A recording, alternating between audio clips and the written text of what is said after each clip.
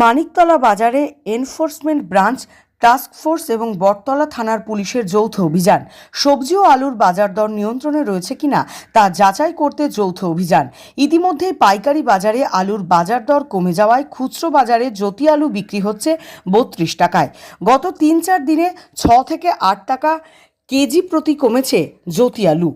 দাম কমেছে চন্দ্রমুখী আলুরও। আজ 36 থেকে 38 টাকা কিলো প্রতি বিক্রি হচ্ছে চন্দ্রমুখী আলু।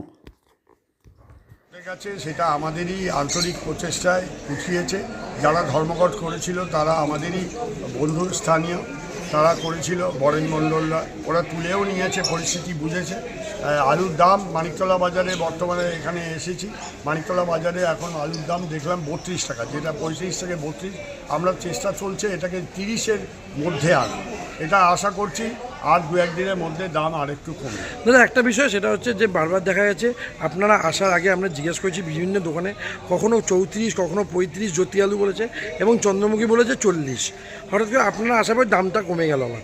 না, আমরা বলেছি যে যদি কেউ এইসব করে, ফাটকাবাজি করে, কেউ এই ধরনের বেআইনিভাবে দাম বেশি নেয়, তাহলে তাকে পুলিশি হয়রানি সহ্য করতে হবে, তখন সংগঠন কিছু করতে পারবে। আপনারা যেবার বলেছিলেন তালিকা টাঙিয়ে দিতে দামের তালিকা আমরা সবজি আলাদা কেউ টাঙিয়েছে কিনা আমরা জানি না, ওটা আমরা সমিতিগতভাবে খোঁজ নিই। আলুর ক্ষেত্রেও কি সেই তালিকার আলু সব জায়গাতেই তালিকা টাঙাতে হবে, যা মূল্য, যা দাম আছে, যা আলু, পেঁয়াজ, আদা, রসুন সবের তালিকা রাখতে হবে।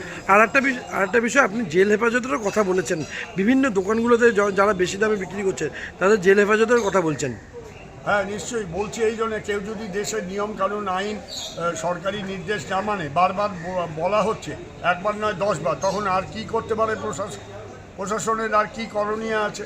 এই ধরনের কথা বলতে আমাদের কারোরই ভালো লাগে না, কিন্তু বারবার এসে এই মানিকতলা বাজারে কয়েকদিন আগেও আমরা এসেছি, 7-8 দিন আগে আবার এসেছি আজকে।